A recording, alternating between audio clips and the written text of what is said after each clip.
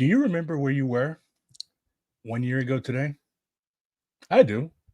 I had actually just finished doing a live video about, I believe it was about billionaires in China and how the presence of billionaires in China is part of the reason why China is no longer communist. Anyways, so I thought I was going to sleep that night. I did not sleep that night. None of us slept that night because, as we know, ain't no sleeping during a revolution. The only people who sleep during a revolution, the only people who sleep during an intifada are the dead. And since I was not among the dead, I had the honor and the pleasure of being up with you, comrades, and keeping you, comrades, abreast of this very, very hectic situation. Revolutions are always hectic. People think that you could just sit down and plan and plot a revolution. I mean, yeah, planning is important, but at the end of the day, the masses are going to do what the masses are going to do. That's part of the beauty of a revolution, of an intifada, of an uprising. So, October 7th, 2023 was a day that will go down in history. It is one of the most glorious events of our age, and I'm really, really tired of people pretending that it's not. Why do people feel the need to condemn October 7th? Why do people feel the need to condemn October 7th? Why do people feel the need to condemn people who have gone through shit that none of us can even imagine? Thank you. The goatee is indeed looking sharp. I think they make me look like the devil, but whatever. My fans like them. So, why do people condemn armed resistance? Because they don't understand. They do not understand that you cannot have peace with an executioner. You cannot have peace with somebody whose very presence, whose very country is predicated on stealing every inch of your land and driving you into exile or into a grave. You cannot have peace with somebody like that. That's why Kwame Ture said that peace is the white man's word. Why is peace the white man's word? Because you look at all of the shit that white people have done. You look at all of the shit that white people, it's not a beret, it's a flat cap. Berets don't have brims. Learn your fucking hats. Why is peace the white man's word? Like, we can even go a bit further and say that ceasefire is the white man's word. Like, why are people calling, why are you calling for a ceasefire a year after an escalation in Israel? They have killed almost 400,000 fucking people. 400,000 fucking people. They have murdered innocents, kids, elderly. But you want to call for a ceasefire. You have Kamala Harris, Joe Biden, Tim Walz, all calling for a ceasefire. Calling for a ceasefire is this generation's I March with Martin Luther King. Like, it is a meaningless slogan. It is pandering. Why are Muslim Americans, why are Palestinian Americans, why are Arab Americans giving their support to third-party candidates like Jill Stein?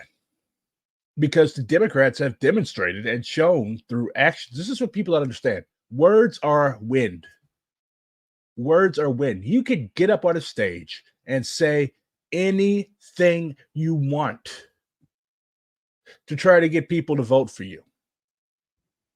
But there is no action behind it. Not one arms sale has been stopped. We continue to sell arms to these people. That's why I wasn't coming over the fucking Boeing strike. Because, like, everybody's like, oh, yay, the workers are moving. There's literally a Palestinian song that says, break the noses of those who make the F-35s that Israel uses. Break the noses of Boeing workers, maybe? Oh, no, that's third worldist. But if your strike, if your labor action is not anti-imperialist, then we can, in a Marxist-Leninist Maoist sense, say that it's nothing but hollow economism. Like, most strikes in the United States today, they're not militant. They're negotiated, okay? These are basically pressure tactics. Strikes back in the day, as Sakai tells us, they used to be wildcats. They used to be radical. My DSA chapter is actually getting ready to read Maury Bookchin. He made a very, very good point. Like he issued this polemic. It was called "Listen, Marxist" against the Progressive Labor Party, a dogma revisionist sect that's actually still around. They do a big march in New York City, I believe. I think they do it in Brooklyn every year. So they're still around. But like years ago, like they were basically the I guess you could call them the proto MAGA cops. Because like that whole obsession with purity and chastity and dressing correctly and like this is 1969, right? They had these guys wearing fucking suits. They had them getting buzz cuts. They had them looking like they had just come back from fucking Vietnam. Or no, fuck that. They had them coming back looking like they were getting ready to go to Vietnam, like they had just got a fucking Marines boot camp. That's what PLP was. So Bookchin, who I actually had not read before the upcoming DSA political education event. If you're in St. Louis, it's November 6th at Read a Book STL. Anyways, I'd actually not read Bookchin, but he's actually pretty dope. I see why Abdullah Öcalan and the comrades in the PKK like him so much, because it's not, his criticism is not antagonistic, okay? And I see why the Kurds embraced the democratic confederalism like they did. Mountain people tend to be pretty anarchic. And if you know anything about my politics, like I really have time. I fucks with a lot of anarchists because they don't have the delusions that a lot of Marxists do. I don't think I've ever seen an anarchist denouncing October 7th because anarchists love jailbreaks. Anarchists don't sit and just like endlessly overanalyze shit. Anarchists are about doing shit, just like the Palestinian resistance. So yeah, and the anarchists in Palestine are throwing down with the resistance. So yes, you've got it on paper. BRG supports the PKK. BRG supports everybody that engages in uprisings against capital and fascism and anti-colonialism. Because at the end of the day, the line is that oppressed people have the right to resist. Also, if you're in Florida, my utmost solidarity with you. You just had one hurricane, Beryl, I believe it was, that wrecked half of Appalachia. And, you know, I don't know why people have this really, really, really fucked up conception of Appalachia, especially liberals. Like they treat these people like garbage. They treat these people like liberals treat black people in the hood. They want our land. They want to take our hoods back because it was their ancestors that abandoned them to us in the first place and build their cute little cat cafes and shit. But where the fucking black people supposed to live? So they want the same for Appalachia. Like they have no use for the Appalachian people, but the Appalachian people, just like my own people, and yes, there are black people in Appalachia, but my people from the Mississippi Delta. So the Appalachian people, they have a very, very strong communal tradition. They're very proud people. And of course, we also know that they have a history of struggle, as the Blair Mountain struggle teaches us. Also, if you haven't, I was on One Dime Radio, and Tony edited and uploaded it. So it's about hour 45 minutes if I recall correctly, but highly recommend you comrades check it out. We discuss a lot of things like what communism was going to look like in the West, because both me and Tony from One Dime live in the West. All types of good shit. We debated the dictatorship of the proletariat, but it's a good time. So if you haven't got enough of my silky smooth radio voice, I highly recommend you check it out. Tony also has a very good radio voice. I am not a Trumper. This ridiculous dichotomy. Like, aren't you people too old for this shit? Oh, if you don't support Kamala, then you must support Trump. I told y'all that I plan on supporting Jill Stein in the 2024 presidential election. That's who I'm voting for in November. I have not said anywhere that I support Trump. This 4D chess jitsu you all play, it's old, okay? Nobody is buying you guys' shit anymore. Nobody believes, nobody cares what you people have to say anymore. No, I'm not supporting Donald fucking Trump. I have never supported Donald fucking Trump. If Kamala loses, which she very well might, because of her own stupidity, it's going to be the fault of the DNC and the Democratic Party and her own fucking fault. It is not going to be the fault of those of us for whom genocide is a red line. I am not going to reward you with my vote after you have participated in the murder of 400,000 of my Palestinian comrades in arms. Where the fuck does that happen? That's why Democrats are like their whole coalition that they've had since LBJ, it's coming apart. It's coming apart because of their own stupidity. And social democrats, these people are supposed to be the inside baseball guy. Like you all have your noses so far off the Democrats' ass, yet all of this shit catches you by surprise. Did you really think? Did you really fucking think that Arabs were going to vote for Kamala Harris after her party chose to feature cops and Republicans and did not let a single Palestinian person speak? The lady had to give her fucking speech outside. So you put this lady out to give her speech outside, Rura Rahman. You put her outside, and you really expect Arabs to be like, oh, well, we have to. There is no lesser of two evils during a genocide. You absolute fucking idiots. There is no lesser evil. There is no lesser evil. Evil is evil. What has October 7th accomplished for Palestine? Well, let's see. They've driven the settlers out of a substantial portion of the southern occupied territories. Hezbollah has been on their shit, and they've driven a shitload of settlers out of the northern occupied territories. It has triggered an upsurge in the Palestinian solidarity movement. It has militarized and radicalized an entire generation of Western college students and youth, because there's nothing that radicalizes you like a fascist mob pulling you out of your tent at 3:30 in the fucking morning, beating the crap out of you.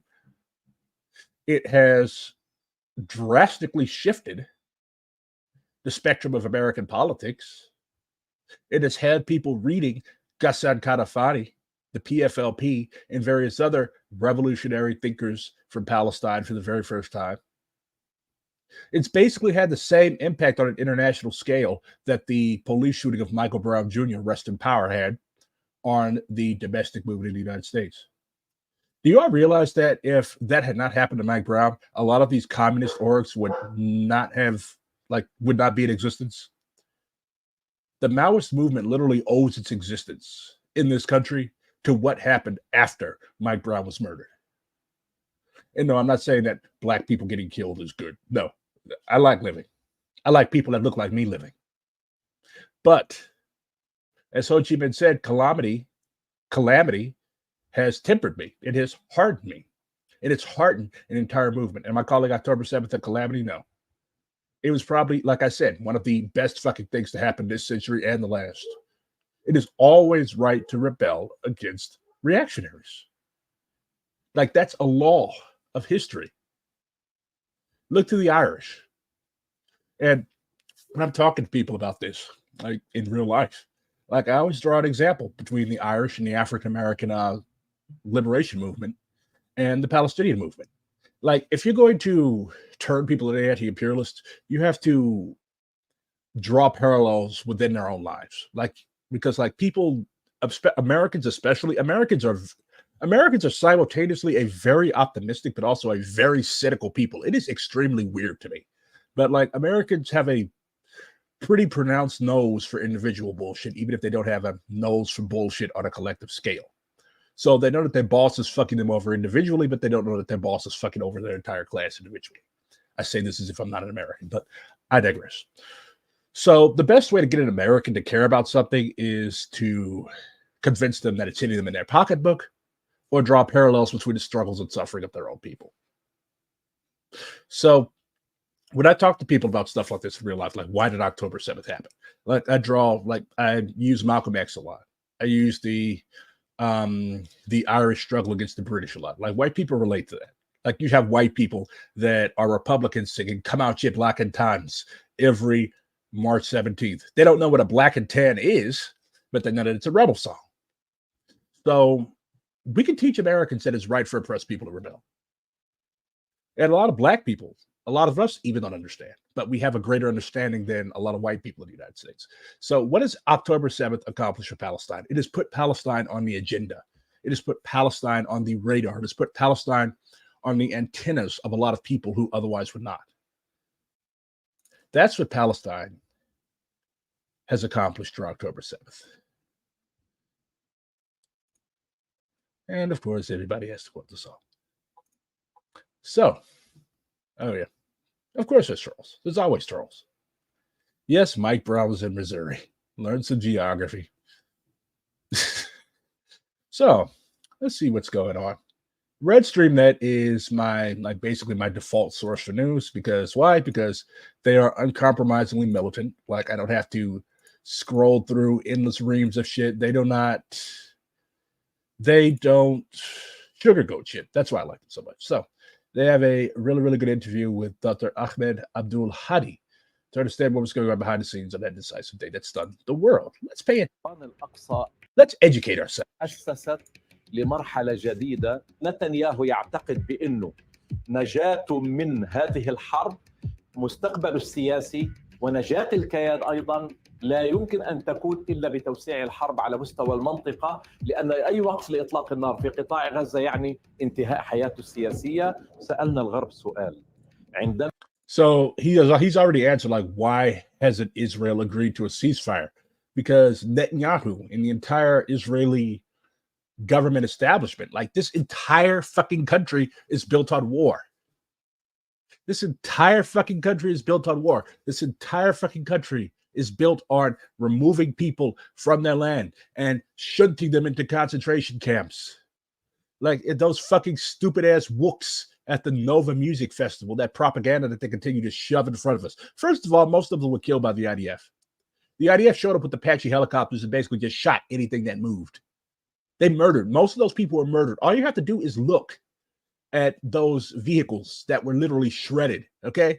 Those were miniguns. Those were rockets. Those were not RPGs. Those were not, well, an RPG is a rocket, but those were not small arms. Those were helicopter-borne armaments, okay?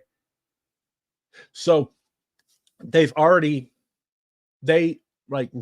even as those people's bodies were still laying in the desert, they were already trying to figure out, how can we use this to prop up our state? How can we use this to make propaganda to continue to shake the U.S. the little money tree?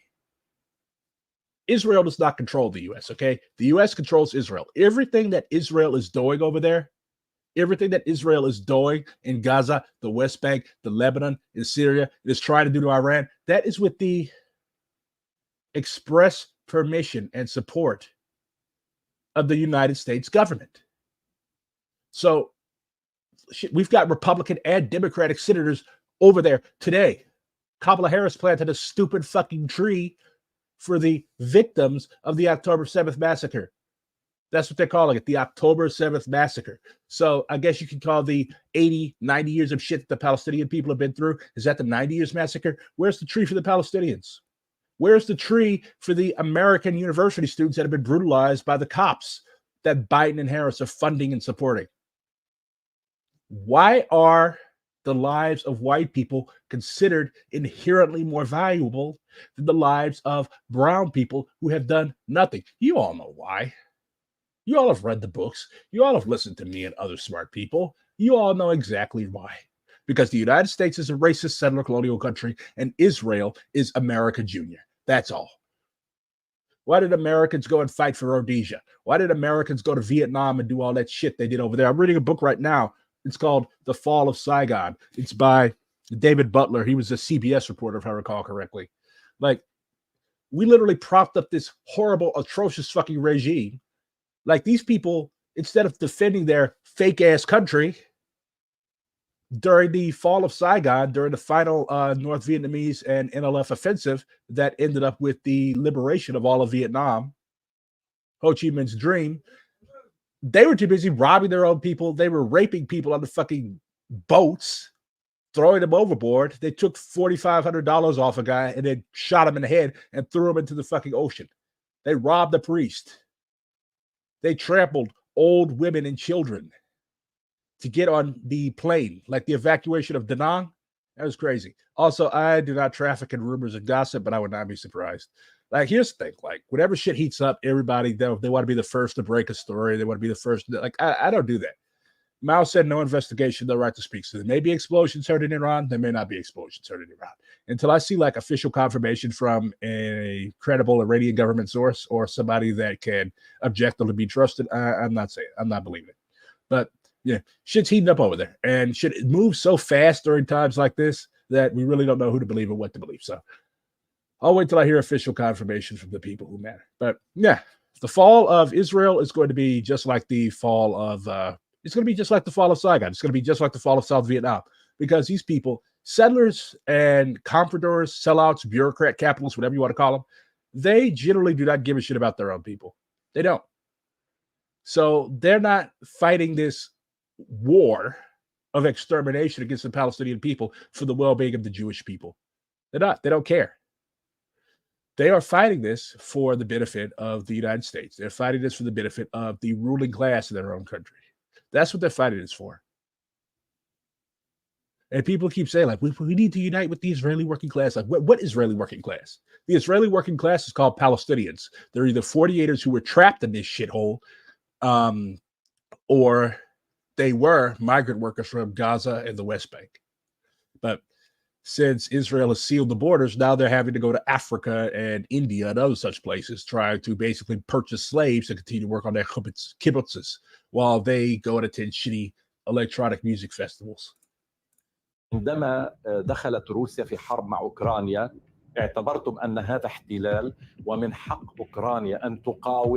Hypocrisy. This is why, like, and you know, I used to really support the Ukrainian people struggle. Like, I'm not a supporter of countries, bigger countries picking on smaller countries. But in a way, they kind of had it coming because, like, why the fuck, if you got this big ass bear to the north of you, why the fuck would you try to align yourself with NATO, the EU, and the US? Of course, like, would we allow Russia and China to put military bases in Mexico? Of course not. Would we allow that in Canada? Absolutely not. Unfortunately, the world is divided into blocks of geopolitical influence, and Ukraine is in Russia's backyard, just like we see Mexico and the Caribbean are in America's backyard. So we want to put an end to backyardism, as Maurice Bishop, rest in power, would call it. But honestly, I don't know what Ukraine expected. I am not a Putin apologist. I am a geopolitical realist, realpolitik, I guess you could say. But no, I am not a Putin apologist. Putin is an anti-communist. Putin is a crypto-fascist, and yeah, not a fan of Putin. But I'm also not a fan of the U.S. And since I live in the U.S. and my capacity to change is limited in the U.S., and since I don't speak Russian, I do not hold Russian citizenship, my main focus of attack is going to be the United States. Like, what do you accomplish by attacking Russia from the United States? That's what the United States government does. The United States government is one of the most powerful forces on the face of the earth. Like, well, what am I going to do? Like, am I a little cheerleader? Yeah, go Yankee imperialism. Yeah. For what? What does that accomplish? It's just meaningless, narcissistic noise. Why is Twitch attracting bad takes from BRJ? I don't fucking know. It's good to know I have shooters, though. So, yeah. If Ukraine has the right to resist, then Palestine certainly has the right to resist. As a matter of fact, Palestine has more of a right to resist. وانتم دعمتوا المقاومه.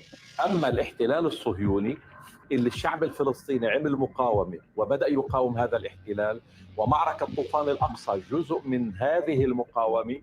اعتبرتوا ان دوله الكيان مظلومه واعتدي عليها، واعتبرتوا المقاومه ارهاب. الدكتور احمد عبد الهادي ممثل حركه حماس في لبنان.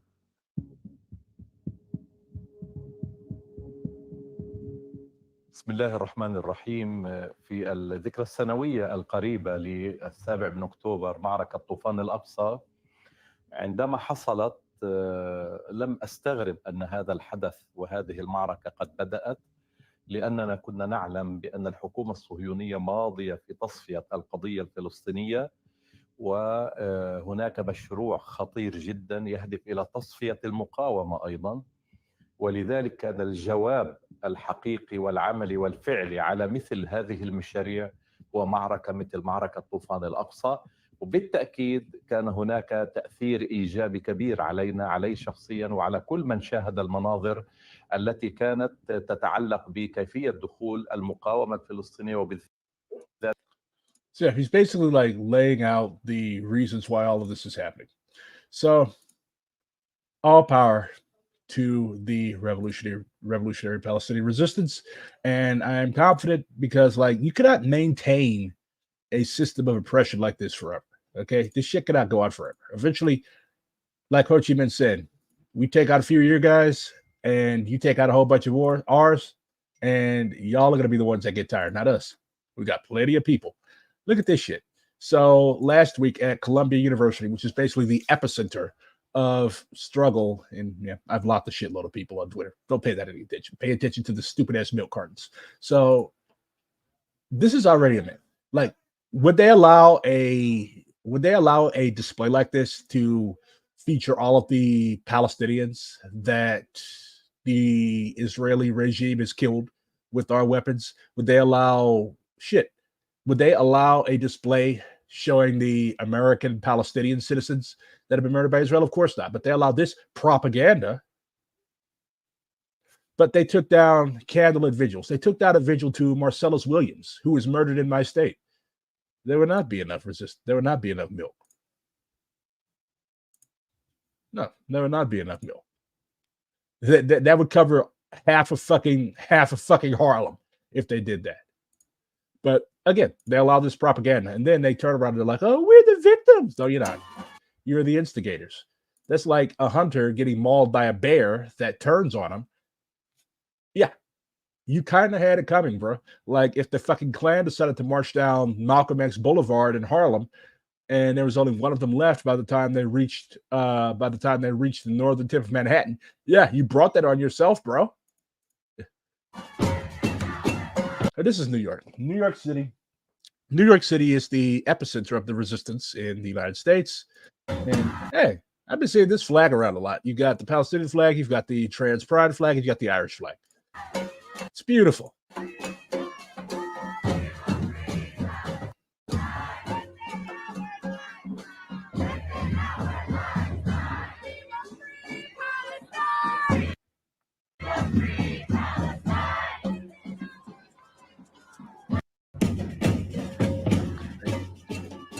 Also, at every protest, there must be drums. It's mandatory. Whitney Houston's mom died today.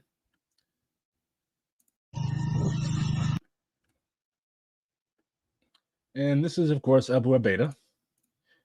And people have brought this up before, but have you like this guy shares the struggles of his people? Like he used to be kind of chunky, but now he's withered because he is going through the same starvation. Like people are saying, "Oh, Hamas, these resistance, they're rich people living in Syria and the Gulf." No, this guy is going through the exact same struggle that his people are going.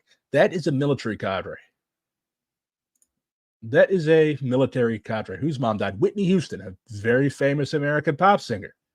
Of course, I understand you people listen to nothing but 100 Geckos and fucking Chapel Roan and Death Grips and shit like that. But it's Whitney Houston, the chanteuse of the African American people. Solidarity with all flag holders at rallies. That shit is very tiring. I know because I was one yesterday. Of course, it was my fault for bringing a flagpole that was basically solid steel, but whatever. ندعو إلى أكبر تضامن إسلامي وعربي وعالمي مع الشعب الفلسطيني وقضيته ومع المقاومة الفلسطينية. I do not like Chapel Roan because she is about to replace me as the most famous communist from Missouri, and I simply cannot allow that. إسنادا عسكريا بالسلاح والمال والعتاد وشعبيا وجماهيريا بالتظاهر والاحتجاج والمقاطعة للعدو وحلفائه. وندعو إلى إطلاق أكبر حملة إعلامية عربية وإسلامية ودولية لإسناد الشعب الفلسطيني ومقاومته ومواجهة آلة الكذب الصهيونية الأمريكية المضللة والكاذبة. Yes, listen to Abu Abeda. He is your boss. Also, here's a buddy of mine from France. He needs to raise his voice. Préciser que ce que je m'apprête à dire n'engage que moi, absolument que moi. très longtemps, ils No, Chappell is not a communist. She's radical. She refuses to vote for. I think she did say she's going to grudgingly vote for Kamala Harris, but no, Chappell is not a communist. étaient avant de publier cette vidéo, au vu des conséquences qu'elle pourrait avoir sur ma vie, mais aussi au vu des nombreuses mises en garde de mes camarades, de mes amis, encore de ma famille, mais j'en ai marre. J'en ai marre de l'autocensure. J'en ai marre de devoir lisser mon discours pour préserver le semblant de liberté dont j'ai l'impression de bénéficier, ou encore les minables opportunités qu'on pourrait m'offrir à l'avenir si je me taisais. Et surtout, j'en ai marre de voir mes frères et sœurs palestiniens Is this an ASMR? Come on, I see. mourir sous les bombes, affamés, torturés ou encore violés par l'État génocidaire israélien. C'est donc pour ça qu'aujourd'hui, je publie cette lettre ouverte sous forme de vidéo. Parce que All right, I'm already pitched to speak in French. I see. You can elevate your voice. Where's your take it the child the guy?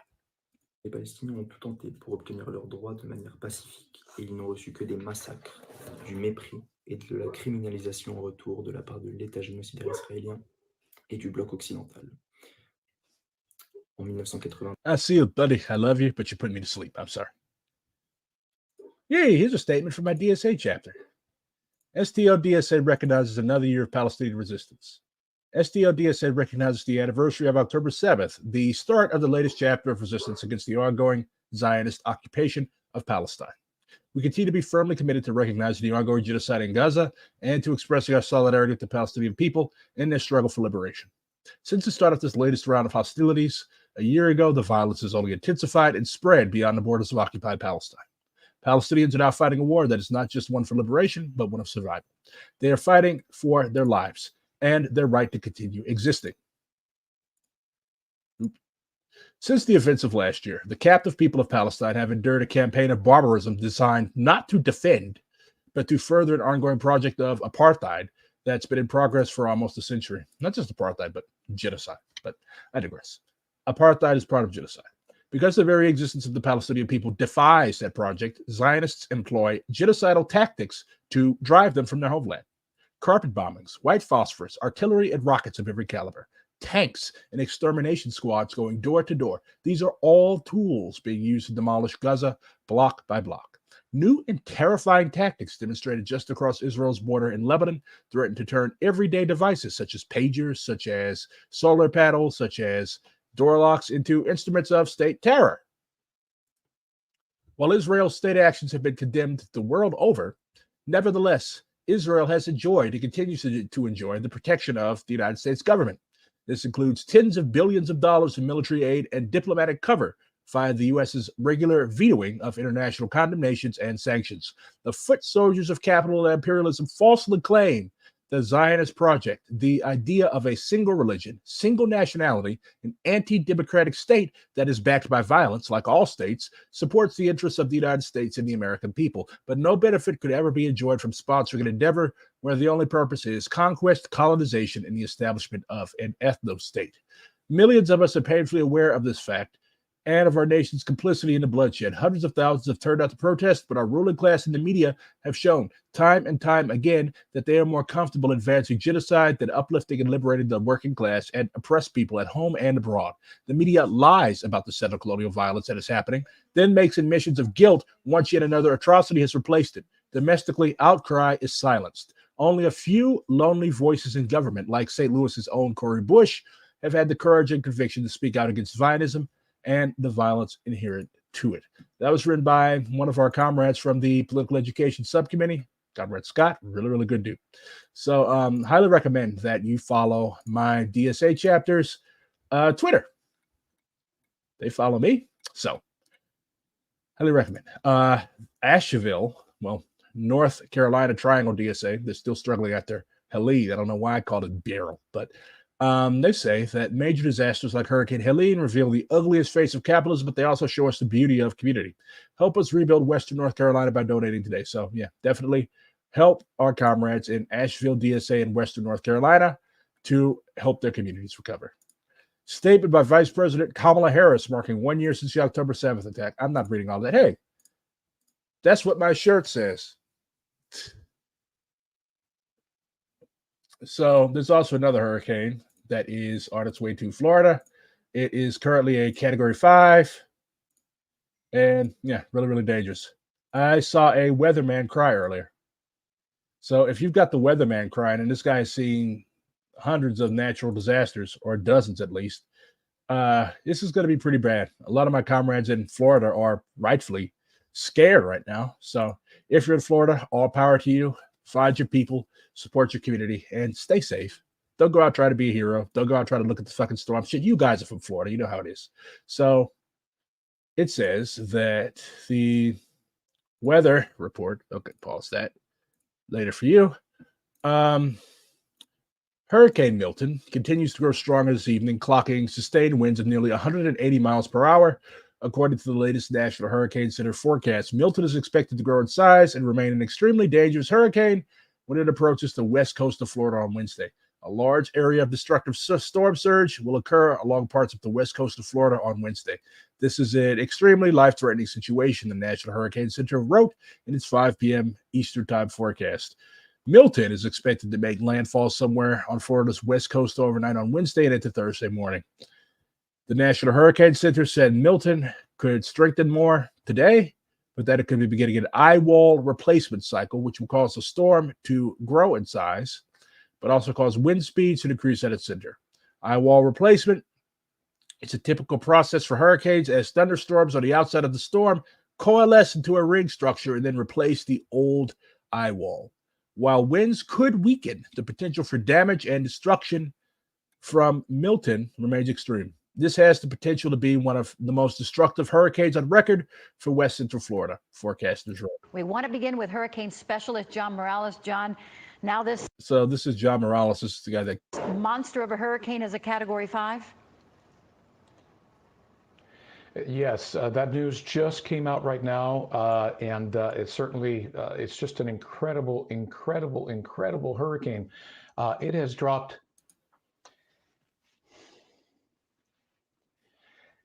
50 millibars in 10 hours. I apologize. This is just horrific.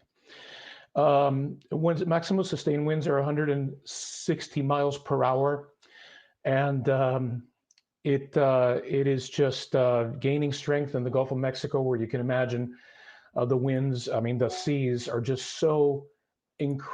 How bad is it looking to be? Like really, really, really, really fucking bad, like Katrina level bad, like the strongest storm in the Gulf since 2005, which is Katrina. Like really shitty. But yeah. So again, all power to comrades in Florida. Look for mutual aid, trusted mutual aid. Don't just be giving money to random people, but like trusted mutual aid networks if you're not in Florida but you want to help. But yeah. And the people that are causing all of the shit, like hurricanes and stuff like this, like these are not supposed to be coming every fucking year, okay? Like once in a century, yeah, but every fucking year, these things are getting worse and worse and worse and worse. Because of what? Global warming, human-induced climate change, Anthropocene bullshit. And I'm not going to say we, because not every human being is responsible for this. Not every human being is responsible for this. This is the act of less than 100 people that are really, really keyed into the petroleum and carbon energy industries. And they know that this stuff is about to happen. Royal Dutch Shell, ExxonMobil, BP, they have had reports on their desk since the 60s, but they chose to ignore them so that they could continue making money. The people that are killing us, the people that are killing our loved ones, the people that are killing our comrades have names and addresses, but our movement is so weak that we are unable to do anything about it. Why do you think random people are setting themselves on fire? Do I acknowledge their martyrdom? Yes. Do I encourage people who got to set themselves on fire? Absolutely not. These are acts of desperation. These are acts of desperation because our movements are too weak ideologically, numerically, and politically. Liberals have been calling for a ceasefire for over a year. Where's the ceasefire? More and more people, they haven't ceased fire in Gaza. They've escalated in Gaza. They've escalated in the West Bank. They've attacked Syria. They're attacking Lebanon now. But the brave Lebanese people, just like the brave people of Gaza and the West Bank, have held them back. People don't understand this. If it had not been for the armed resistance, Israel would have basically just steamrolled over Gaza. The resistance that the Palestinian people, the resistance that the Lebanese people have been demonstrating is what has slowed the advance of this war machine. And the resistance, the armed resistance, is the only reason why there are Palestinians left in these places, why there are Lebanese left in these places. A colonized person that fights back lives. A colonized person that just rolls over and trusts the mercy of the enemy dies. That's how it works. And now they're clutching at Iran, but they know that Iran ain't coming to play. And like all throughout the past, brother, where's Iran? Where's Iran? Like, oh, you fucking armchair quarterbacking motherfucker. Where are you? So back to the store. Incredibly, incredibly hot, record hot, as you might imagine. You know what's driving that. I don't need to tell you. Global warming, climate change, leading to this and becoming an increasing threat for the Yucatan, including Mérida and Progreso and other areas there. Let's see if I can show you the latest. There's the Cat 5 information. Winds 160 miles per hour, moving east-southeast at 9 miles per hour. And on that track, you're going to notice that this system is going to come very, very close to the Yucatan. And the dirty side of this hurricane, folks, is on the right-hand side of its progress. So therefore, they're going to get the dirty side there. These communities, many of them, as you might imagine, many folks, you know, in that area have just the very basics, nothing else but that. So it's going to be very tough. Now let's transition to Florida because even though it is expected to weaken on approach, it is so incredibly strong right now that that's fucking wild. And yeah, I really, really like how he implemented like the bare bones of an anti-colonial analysis. Like we talked about how the segment's going to hit Yucatan in Mexico. Why? Like, why is Mexico going to be hit a lot harder than the United States? Because Mexico is part of the third world. The United States has looted and gutted this country. And yeah, and this is a really, really poor part of Mexico. These are mainly Maya indigenous people and Afro-Mexicano people. So really, really poor communities. But again, imperialism, climate change, and shit like this happening, it's all connected. That's why, like, I really, really hate liberals that like to try to break shit up. Like, oh, this issue is over here. This issue over here. You do this. You do that. No, all of this shit is interconnected. We have to have an intersectional Marxist-Leninist Maoist analysis of all of this. Otherwise, your analysis is going to be wrong, and it's going to be ineffective because it's fractured. It doesn't take account of the whole picture. You got to take account of the whole picture.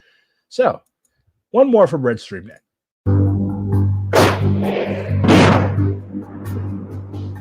It's been a year since the Al-Qassam brigades and their allies in Gaza launched a surprise attack on October 7th, known as Operation Al-Aqsa Flood.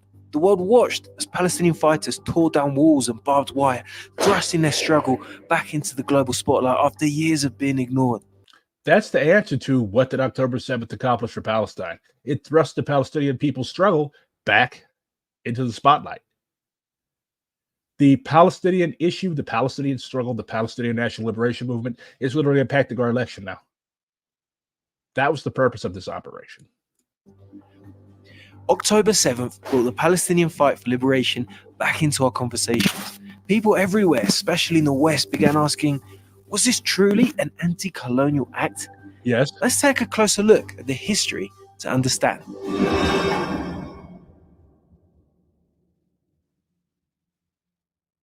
The UN defines colonialism as when one state takes control over another. Simple, right? But how this control looks and how it's resisted can vary greatly depending on the time and place. Think about how the French colony of Saint-Domingue, now Haiti, existed solely to support French plantations through slavery. Then there's Algeria, taken by the French in 1830 and later treated as part of France itself. Like Malcolm said, the Algerian people wanted independence. They did not, like, France literally wanted to incorporate them into the metropole, but they didn't want that shit. Why the fuck would they? This country was occupied illegally in 1830. France did not, like, Algeria did not want to be part of fucking France. They literally tested nuclear weapons in the Algerian desert after independence. That's how little France cared about the lives of the people of Algeria. That's how little colonists in general care about the well-being of the indigenous people. Berber people had lived here for thousands of years, but yeah, you're just going to ruin their lands with nuclear weapons. They don't care. Although indigenous Algerians had few rights.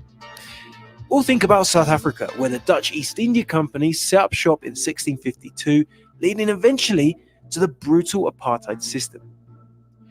In simple terms, colonialism is when a state or group of people violently take control over another territory by force and then sends people there to occupy the land, known as settlers.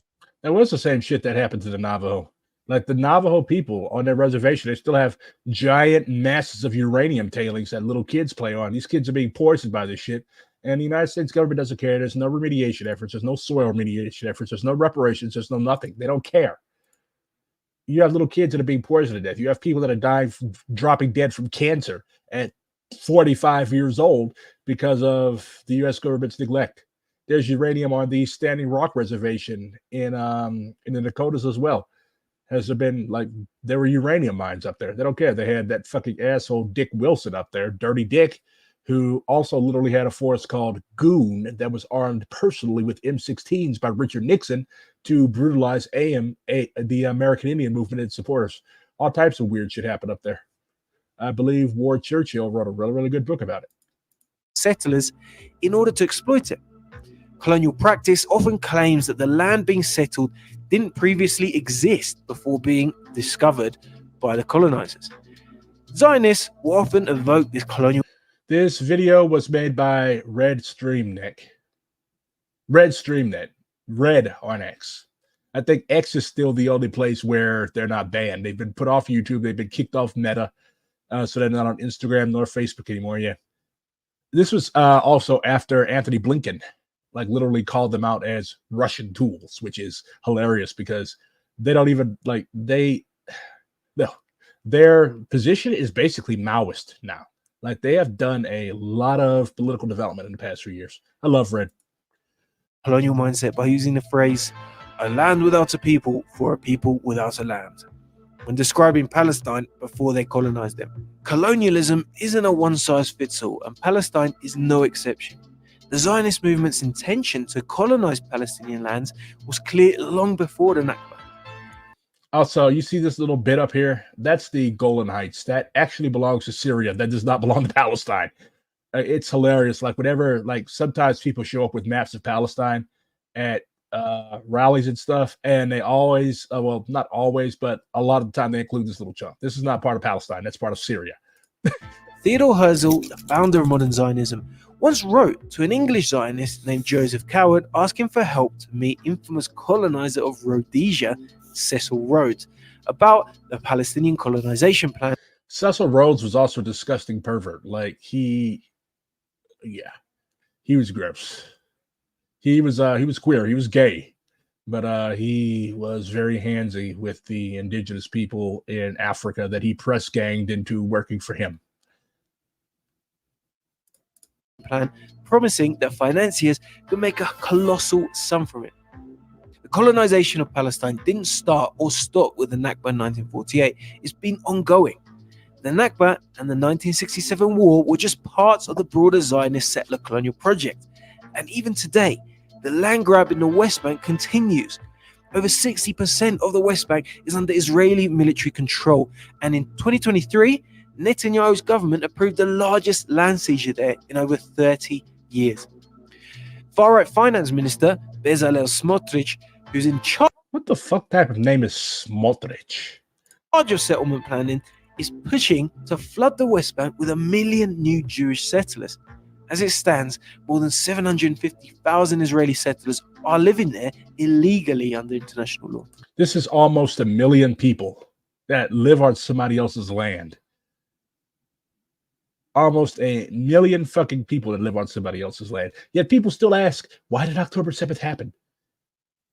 Imagine if in your neighborhood, like, 1 million fucking people just showed up. They're like, okay, this is our house now. Get the fuck out. Where you go? I don't know. Go jump in the Mississippi River or whatever. But yeah, you can't live here anymore. This land was given to me by God, and it belongs to me, and you have no business here. Get out. You'd be pretty pissed too. Would you be pissed enough to climb into a paraglider? I think you would. Israel's control over the West Bank and Gaza makes the idea of Israel's right to self-defense seem entirely ludicrous. In July 2024, the International Court of Justice confirmed that both territories are a single unit and that Israel's occupation is illegal. And last November, UN Special Rapporteur Francesca Albanese said that Israel can't claim self-defense against people it occupies. That's like slave owners claiming self-defense against slaves. Like, bruh, you brought this on yourself. Welcome, Jewish Maoist. Yeah, they were. The British colonizers of Australia said there was nobody there either. Like, they literally classified the Aboriginal people of Australia as flora and fauna up until the 60s, if I recall correctly.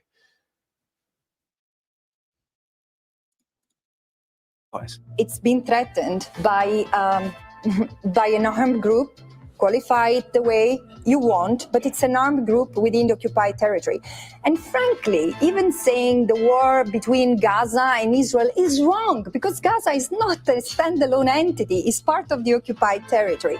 Judge Hilary Charlesworth from the ICJ said in July 2024, Palestinians, by the very fact that they are an occupied people, do not owe an allegiance to the occupier, and that their use of force to... This is like really, this shows how useless like relying on legal interpretations is.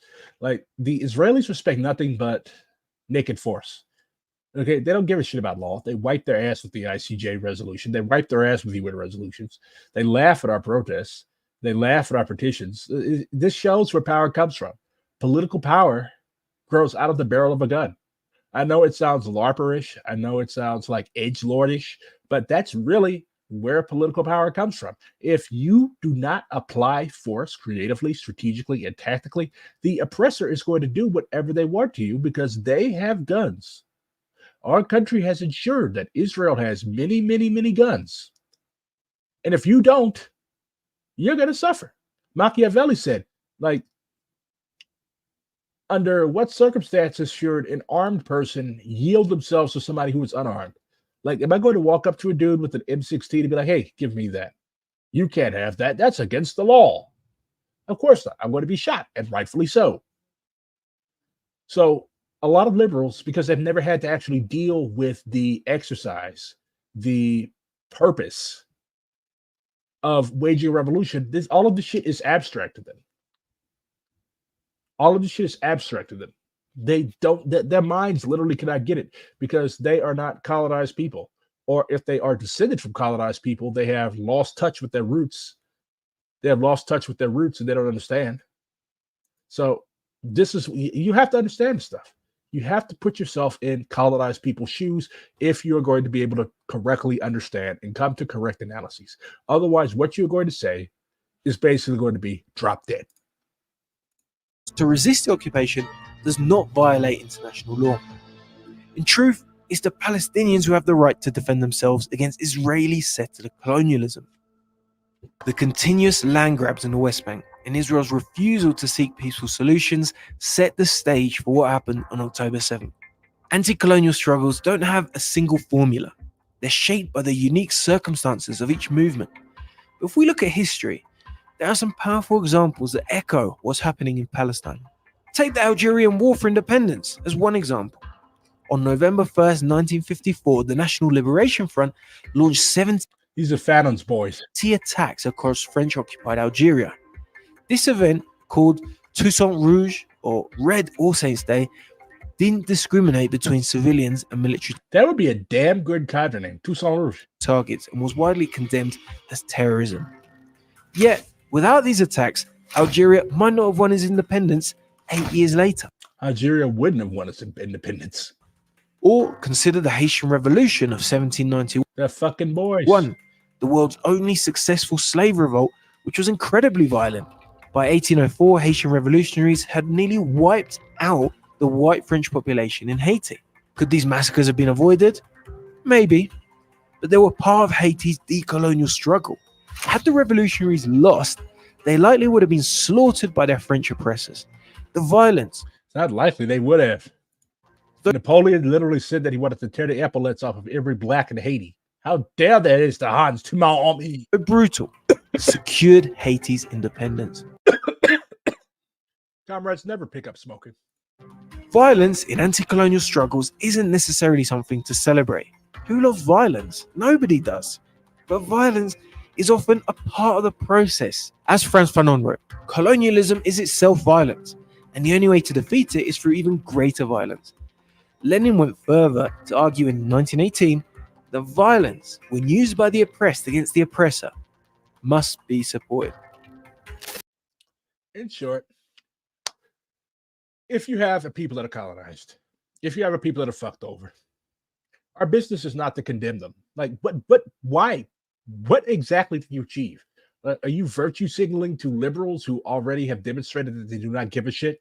They do not care about national liberation. They want the Palestinian people to drop dead. And then the thing with liberals is that 50 to 100 years later, they'll come and put up demand that the Israelis do land acknowledgements. I would prefer a living Palestinian people, and I'm pretty sure that the Palestinian people themselves would as well. So this is the choice. This is the choice. You can either storm heaven or you can die. That's the choice that Israel has tendered to the Palestinian people. And they made the right choice. They stormed heaven. They continue to resist. They continue to rebel. They have an international solidarity movement that spans almost every country in the world, including Antarctica. Yeah, scientists working at the South Pole literally raised the Palestinian flag. Yes. There have been Palestinian solidarity demonstrations in every major city across the world, in every occupied continent. That is how global this struggle is. That is proletarian internationalism. Viva, viva Intifada. Long live the Palestinian people. Down with the Zionist entity. See you tomorrow. Remember, fist with your left hands, comrade.